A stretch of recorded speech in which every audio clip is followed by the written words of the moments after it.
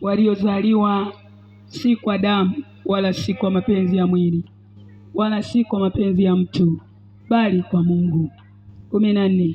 Naye neno alifanyika mwili akakaa kwetu, nasi tukauona utukufu wake, tukufu kama wa mwana pekee atokaye kwa Baba, amejaa neema na kweli. Fungue Injili ya Yohana hiyo takatifu sura ile ya 5, tasoma mstari wa 43 na mstari wa 44. Anasema, mimi nimekuja kwa jina la Baba yangu, wala ninyi hamnipokei.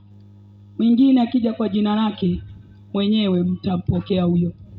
Mwawezeje kuamini ninyi mnaopeana utukufu ninyi kwa ninyi, na utukufu ule utokao kwa Mungu aliye wa pekee hamufati? Haleluya! Ongeza kigelegele kwa Yesu, maana ni mzuri. Jumbe wangu jioni ya leo, wote waliompokea anawapa uwezo kufanyika watoto wa Mungu. Wote wanaompokea wanafanyika kuwa wana waliye juu. Pokea ni Kiswahili. Amen.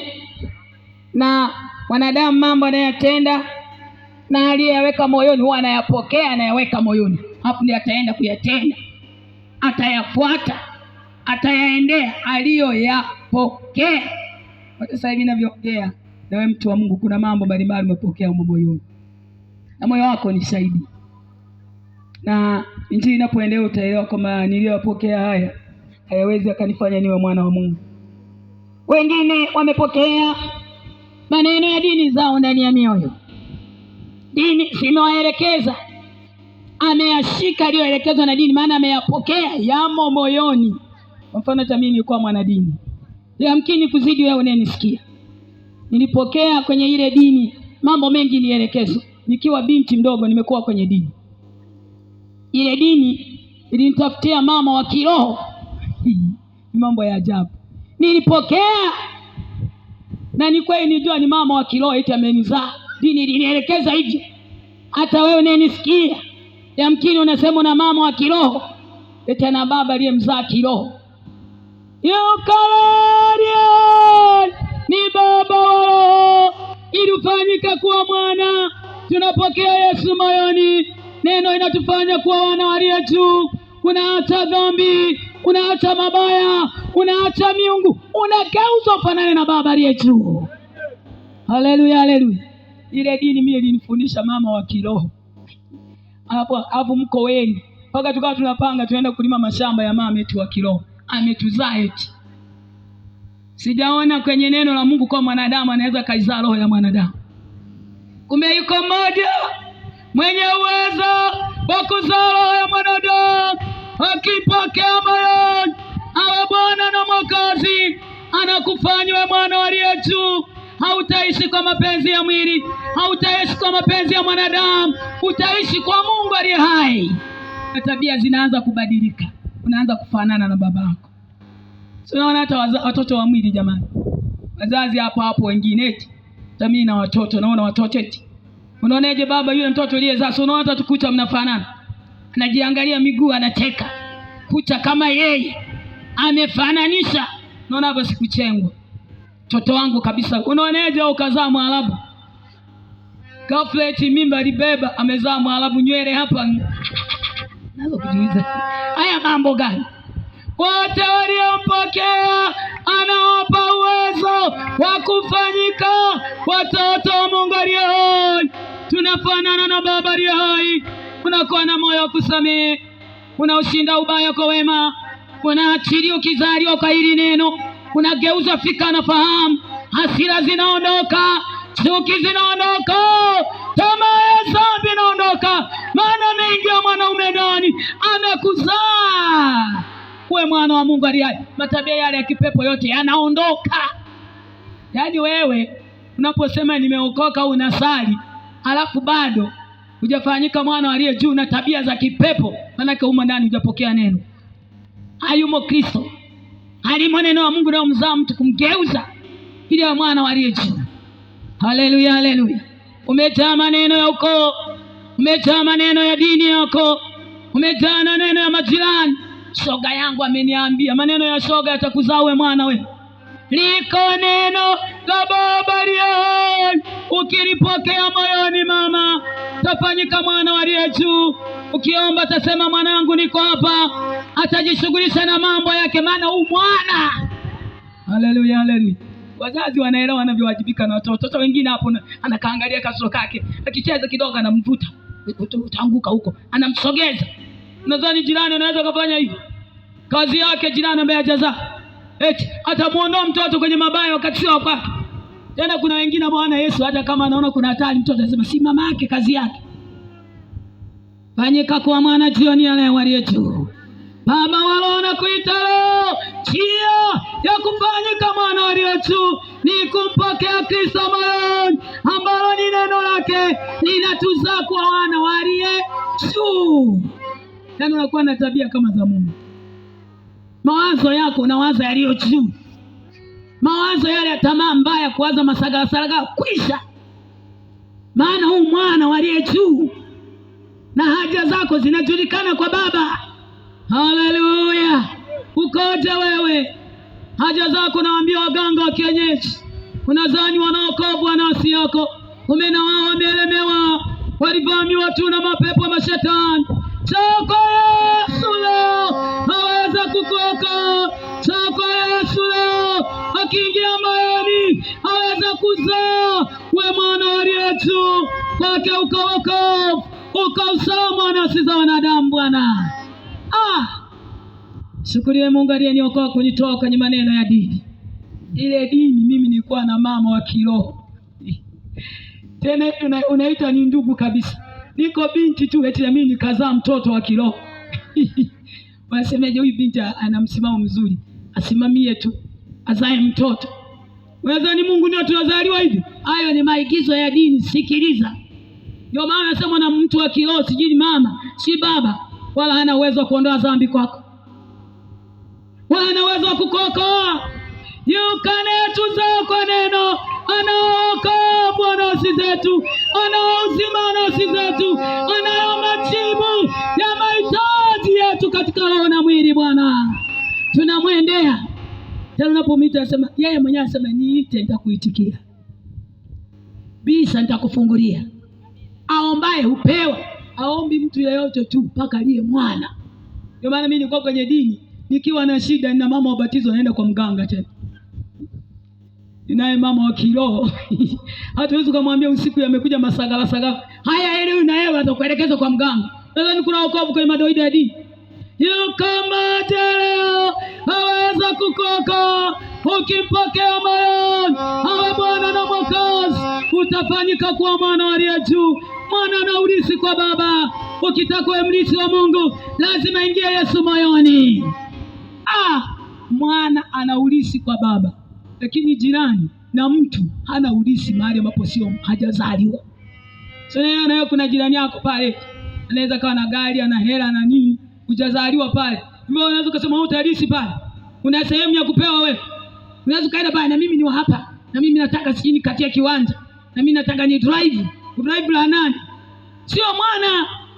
Yukaria Baba anakuita leo, pokea Yesu ili wa mwana aliye juu, tuwe warithi pamoja na Kristo kwa Baba aliye hai.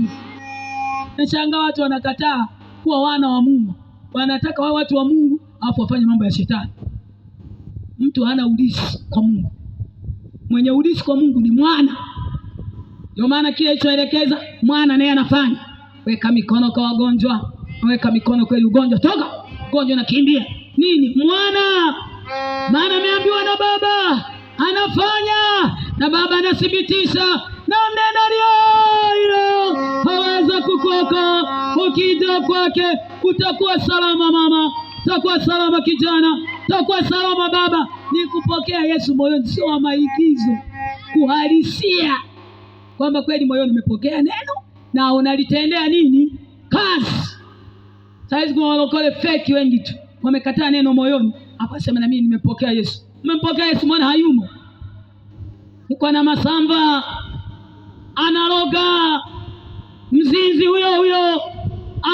hasira, hayumo Yesu moyoni, ndio maana unaishi na dhambi.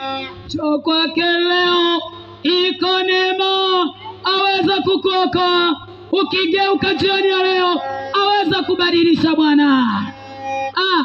Injili ya Yohana 1:12 anasema hivi: wote waliompokea aliwapa uwezo kufanyika watoto wa Mungu, ndio wale wanaoliamini jina la mwana pekee.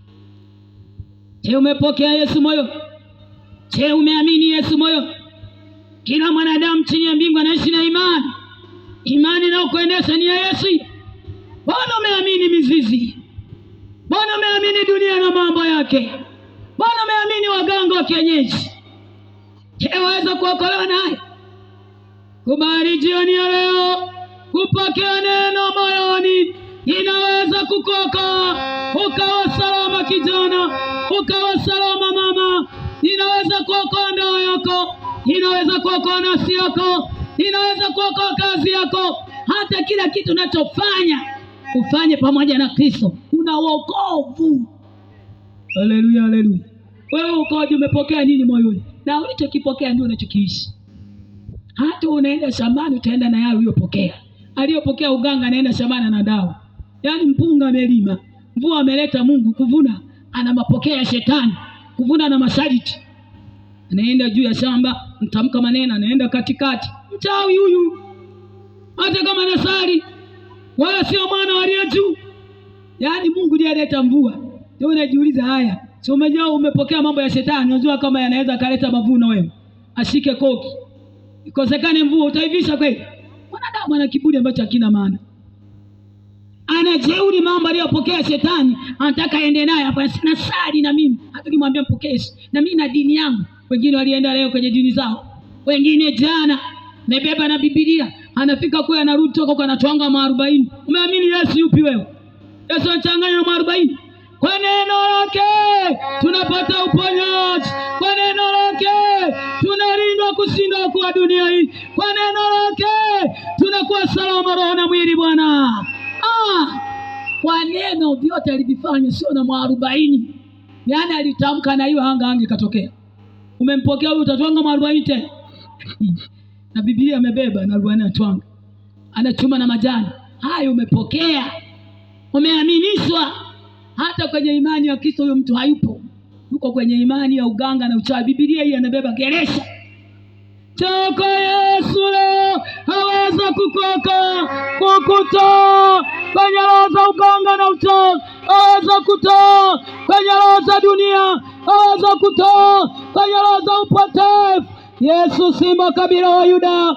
Kila nafsi ya mwanadamu inayompokea inakuwa salama sali mimi. Wewe ukoje?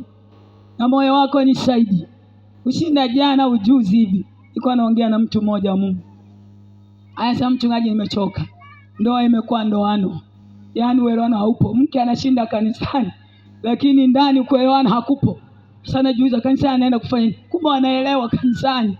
Labda ataenda kuitafuta nini? Amani, sasa kukutana na Mungu. Haujazaliwa na neno uwezi. Amani ndani ya Kristo. Simba kabila wa Yuda akiingia moyoni, anaondoa hasira moyoni, anaondoa visasi, anaondoa manunguniko, anaondoa makwazo mpaka umpokee. Swala sio kusali. Kusali laga. Kusali sio suluhisho. Huyu anasema mchungaji ana shida kanisani, lakini ndani panya na paka. Anasema yani kifika nani? Anasema saa hizi nitafuta mbinu.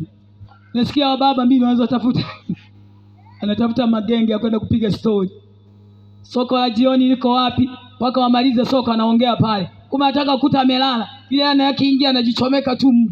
Asubuhi anawashi. Nini sija nikaamsha. Kuna mwagete ndani. Watu wanaishi na shida.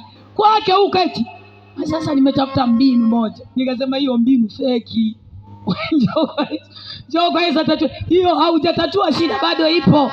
Na leo akiingia moyoni, anatengeneza ndoa, anageuza fika fahamu, anaondoa mabaya.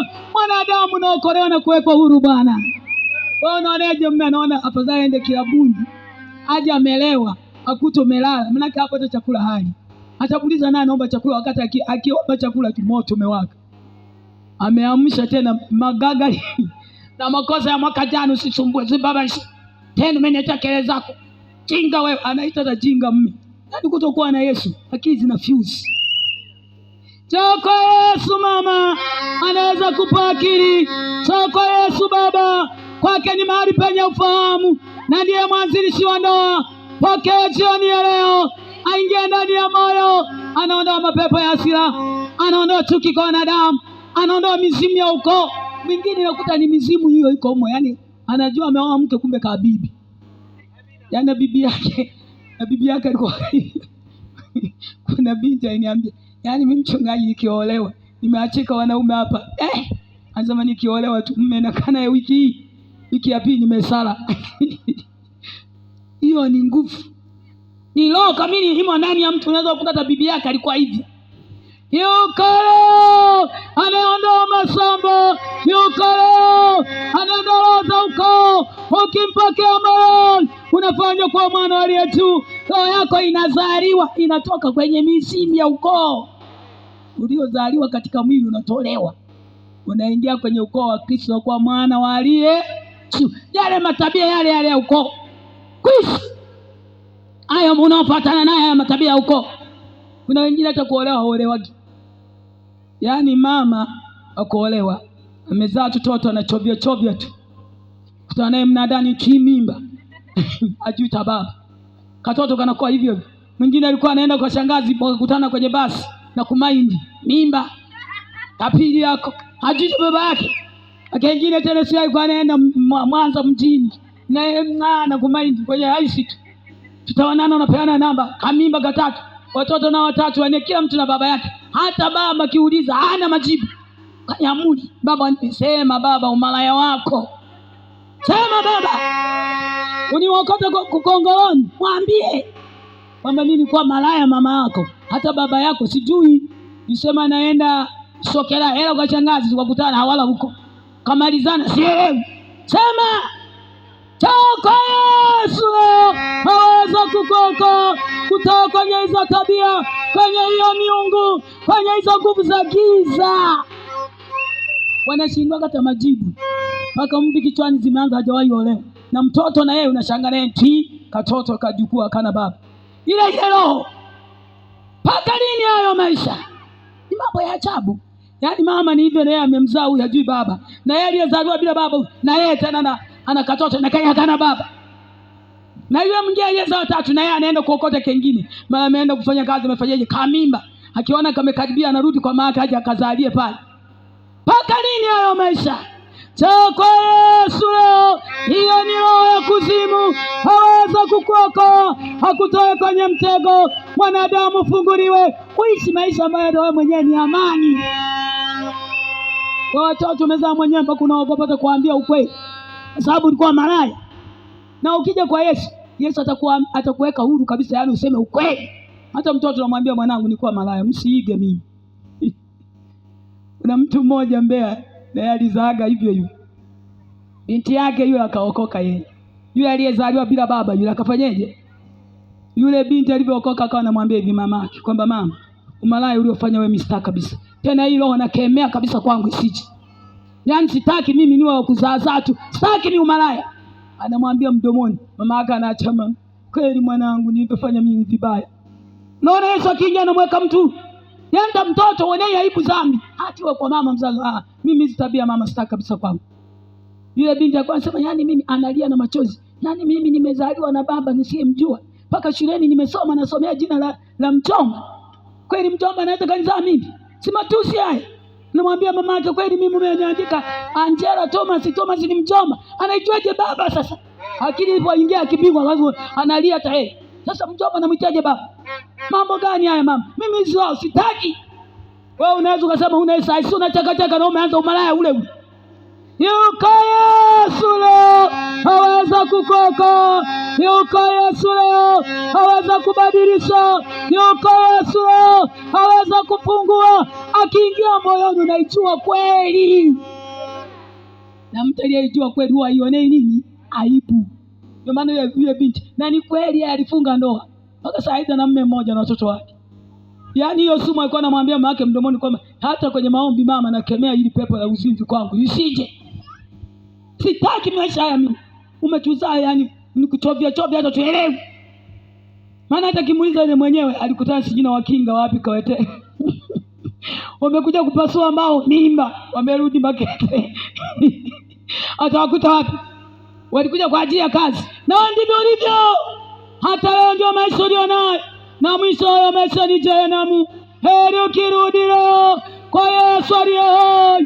Heri jioni ya leo ukimpokea Yesu akuondoe kwenye hayo maisha hayafai. Dhambi ndugu zangu ni aibu.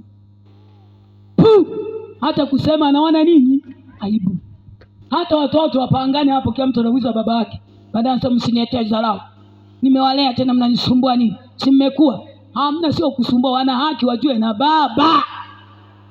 Haleluya, haleluya. Na mnena leo ukimpokea moyoni, mama utakuwa salama. Kweli itaingia moyoni, tafanywa kuwa mwana wa aliye juu. Kwa baba tunapewa haki. Mimi tutaishi maisha yaliyo haki yako. Maisha ya kuwa malaya sio maisha ya haki yako. Ndio maana unaona aibu. Hata kiwa na kamimba naona aibu. Mara na mimba anasema sina mimba. Tena hapo jua kwamba anawaza kwamba afanyeje. Hawaiti kuitoa, anasema flash. Yaani anaenda kuweta anasema nataka kuflash, naenda kwa daktari. Daktari nataka kuniflash. Hizo flash hizo. Ipo siku ya kilio na kusaga meno.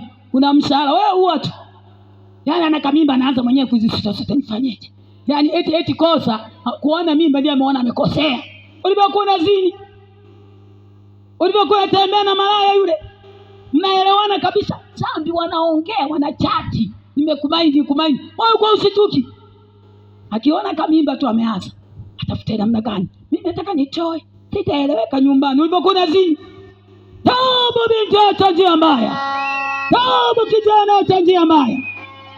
Toka kwenye uovu jioni ya leo. Toka kwenye hayo mpaka lini? Mambo mbaya hayafai. Wewe unapokeaje dhambi? Amekwambia na kumaindi, unakubalianeje? Kwa sababu ndani ya moyo hamna Yesu. Aliye na Yesu mwiko. Aliye na Yesu moyo msuma. Tafadhali tena naomba nisikusikie. Mmoja tu anayenipenda. Sipendi na wawili, malaya sina. Yaani hata kama binti majibu anayojibu, wakaje kijana itasema hivi linasali wapi binti lichinga kweli. Huwa tukiokoka kina Yesu moyo unaonekana mjinga kumbe na akili. Yesu anatupa akili ambazo dunia haichui hizo akili. Hata ukivaa nguo, aliye na Mungu amevaa nguo safi. Yaani nguo kama hivi ndefu, ichinga inavaa kama akili zee. Nilikuwa na binti moja, mtoto wa dada yangu, nilikuwa naishi naye.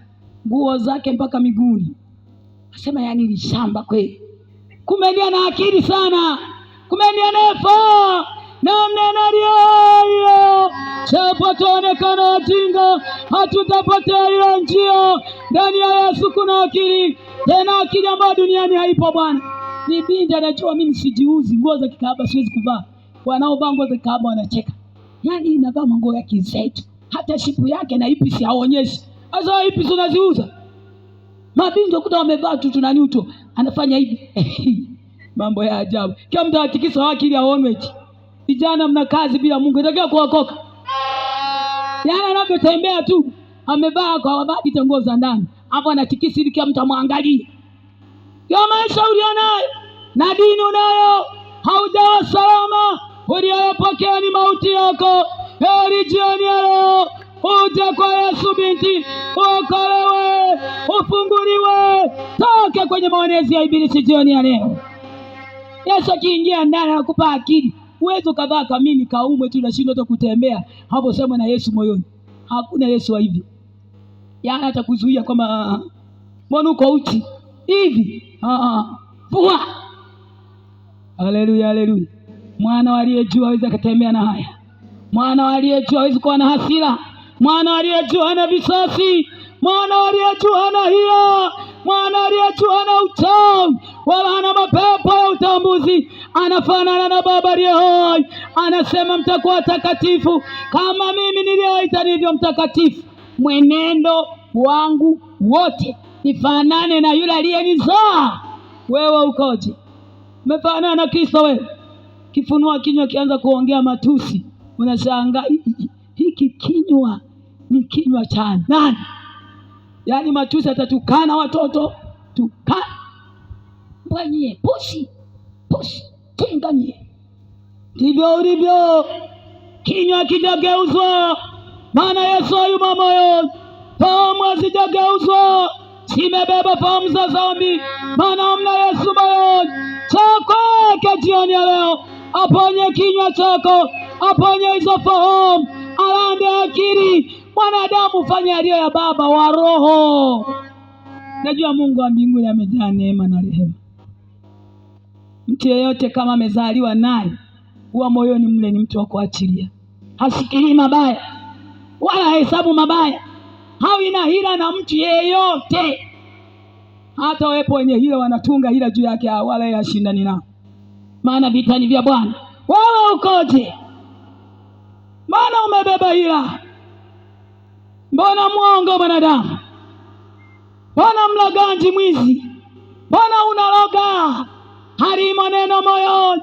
Umepokea maelekezo ya uchawi, wala sio wokovu. Hiyo ni Jehanamu, hiyo ni kuzimu, wala hujawa salama. Heri jioni ya leo ukifunua hayo maelekezo. Kileta hivyo vifaa vya uchawi, ikachoma moto. Kileta vifaa vya uganga, ikachoma moto, ili aingie Yesu moyoni, uokolewe, ukawe salama salimini kwa Baba wa roho. Unapokea maupanga, ni mambo ya ajabu. Amepanga matendere, amepewa ya mkono wa kushoto na kulia. Eti haya magoko sijui upande wa nani, naye ameyapokea. Yaani mwanadamu anafunganishwa na kuzimu wakati yeye ni wa Mungu. Babu yako anakusumbuaje ambaye alikufa? Huyo mganga anakutana na wapi na waliokufa? Baada ya kifo ni hukumu, na hatuna mawasiliano na wafu. Hata msiba tu umewahi kuzulia msiba. Hivi umewahi kuongea na marehemu wewe? Na hata kama mtu adondoka hapo hapo uwezo kumuona. Maana ile ni roho.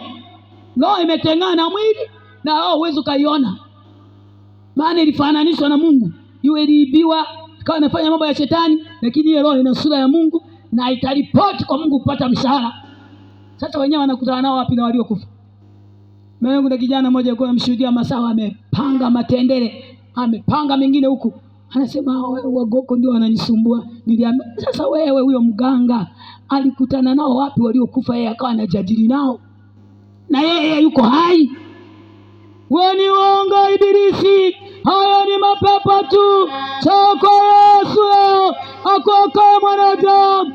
Ukimpokea moyoni, ataondoa masombo, anaondoa mizimu, anaondoa majini na nguvu za giza. Mwanadamu unawekwa huru. Unageuzwa. Uwezi ukaoteshwa madawa tena. Wanaoteshwa madawa, kachume hili, kafanya hivi, ni mtanao kuzimu.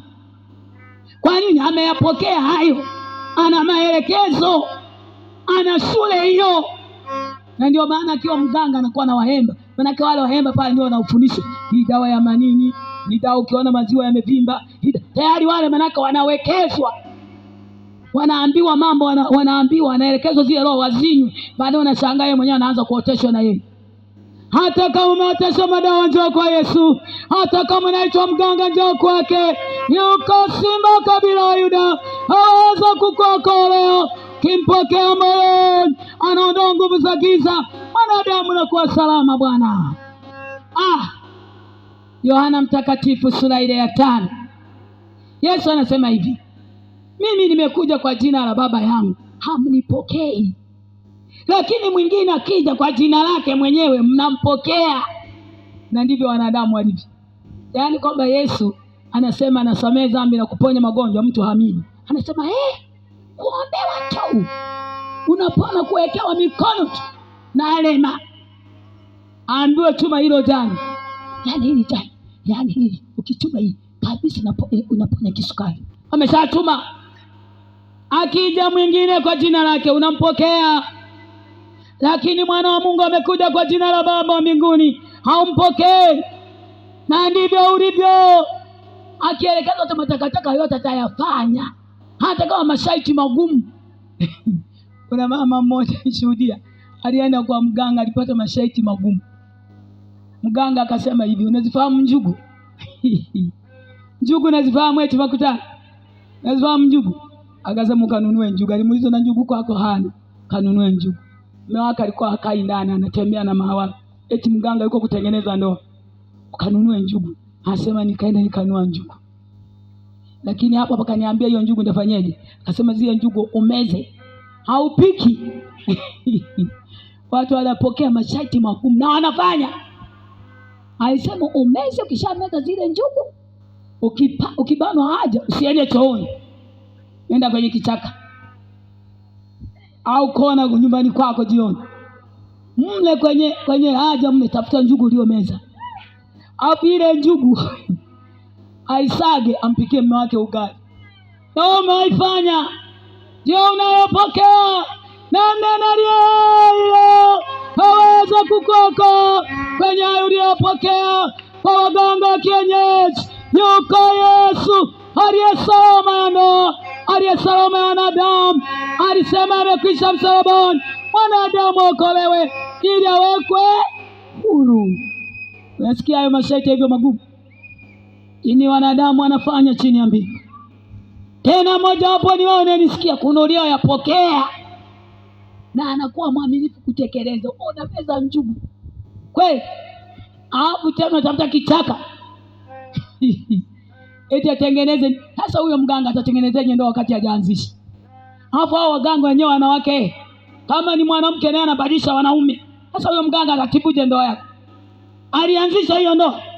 Yuko mwanzilishi wa ndoa aliyesema si vema mtu yabaki peke yake, wawili wanakuwa mwili mmoja. Pokea neno lake mama, atatengeneza ndoa. Pokea neno lake baba, atatengeneza ndoa. Ni mfalme wa amani, ni Mungu mmoja, ni Bwana mwanzilishi wa ndoa zetu Bwana. Ndani yake tuko salama salimini. Kwenye ndoa tunaitana my love my honey. Akiingia Kristo moyoni, magagari yanaondoka. Sio kama wewe kwenye simu yako umesave nani mke wako. Kuna moja kwenye simu mke alikuta amesave ameandika mtoto wake ndio namba ya mke wake. Ameandika John. Alafu ya wala ameandika my honey. Pepo zimejaa. Yule mama kaja analia, mchungaji nimeitwa. Eti mimi naitwa John mimi. Alafu hawala ameita maila. Mambo ya dharau hizi. Nalema. Sasa namba yangu kabisa ameandika John, jina la mtoto. Akikosekana Yesu kwa hivyo, yani hamna upendo humo. Unajua yeye ameshachukuliwa, amehama, amepelekwa kule. Mle ndani inakuja robot tu. Yani kama yale waliowavaisha nguo mlangoni. Shetani anafanya mambo ya ajabu. Mnaingia mume na mke, mume kumbe hayupo pale, ameshachukuliwa. Wamekuachia ile katuni wewe. Kwa lazima ile katuni wewe inakuwa na ufai. Yeye halisi yuko kule, ameshachukuliwa. Lazima kuita John simu yake. Alafu kule alikazama alihane. Pepo zimejaa, maana mtu alishamchukuliwa kule. Mama njoo kwa Yesu, haweza kutengeneza. Pokea neno leo, ndio salama yetu. Akiingia moyoni, atarejesha mume wako, maana yuko simba kabila ya Yuda aliye hai Bwana. Akiingia moyoni lazima fanye kazi. Hata kama kuna likatuni, watu wanaishi maisha ya ndoa ni tabu sana. Anaweza kawa anazana na mke, kumbe mke pale hayupo. Yuko mahali kwa hawala, yule limeshamchukua nafahamu. Kwa pale amekaa kama likatuni fulani inayosimama kwenye duka, unaweza kulikuta ni mdoli. Wamelivaisha sketi na blouse kama mimi hivi. Hivi unaweza kaongea nalo hivi. Kwamba hii nguo shingapi? Inawezekana huko hapo kama lidoli kwenye ndoa yako.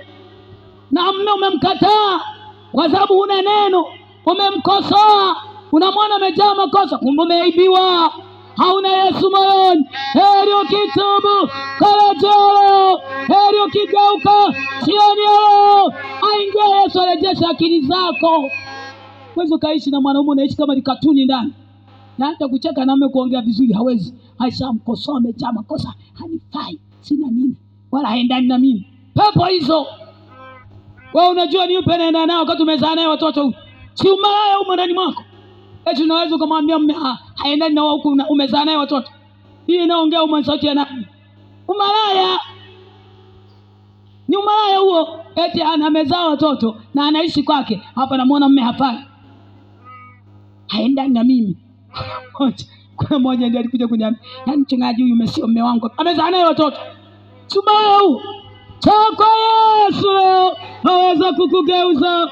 Yeye ni salama yetu, ndani ya kitu anakuwa salama. Mawazo mabaya yanaondoka, mawazo ya bisasi yanaondoka, mafaili ya makosa yanafutwa. Wewe umekuwa hakimu, mahakimu ndio wana mafaili ya makosa ya watu. Sasa ukija kwa Yesu anafuta yote haya mafaili ya makosa yote aliyoweka shetani humo ndani ya kuleta chuki na uadui, anayafuta. Unaanza ukurasa mpya na Kristo moyoni. Unajua kusamehe, unajua kuachilia, hauhesabu mabaya, unafuta makosa yote, unasamehe na kuachilia, maana amesema usiposamehe na utasamehewa. Haleluya, haleluya. Mama ukoje? Nini kimo moyoni mwako? Umepokea nini? Unawaza nini? Na haya ndio yanayoharibu miji na kushinda kuolewa na kuoa. Mafaili ya makosa. Shetani anaongea nao, anachati na watu huku yuko kwenye ndoa, anachati, anazungumza habari za mume wake au habari za mke mbaya, ili wagonganishe, waachane. Usiwe wewe jioni ya leo. Neema imefunuliwa leo. Funua hayo leo. Toba hayo leo. Geuka leo. Toka kwenye mafaili haya makosa. Unashinda umejaa mafaili ya kwamba nikosea hiki, hanikosea hiki, hanifai. Utaishi na huyo anayeongea huko ni nani? Huyo sio Yesu, hizo ni pepo. Hujui tu kama ni pepo, unadhani mawazo yako. Sasa leo umesikia hizo ni pepo, njoo kwa Yesu. Pepo hizo zing'olewe. Pepo hizo zikuachie. Kwa Yesu atuhesabu makosa. Amejaa neema na kweli. Akiingia moyoni, umejaa neema, inakuwepo kweli. Unakataa uongo, unakataa mawazo mabaya, unafikiria yaliyo juu. Kristo aliko. Wewe ukoje? Amesema mimi nimekuja kwa jina langu wanipokee, ili akija mwingine kwa jina lake wanampokea. Ndio hayo hayo wewe unayapokea hayo moyoni, hayo mawazo hayo mabaya unayapokea. Akikwambia Yesu neno lake ulipokee, ila shetani akija na mawazo yake unampokea. Tena anasema shetani karibu moyoni, tuchati na mimi. Si ndio unachati na shetani wewe? Yaani kosa tu akosewe kidogo, ameanza kuchati. Amekufanyia hivi kwa sababu hivi. Na siku alichelewa, anahawala pale. Nini? Kweli atakuletea na ukimwi na nini, achana naye. Na wewe unachati na eti umepokea hayo.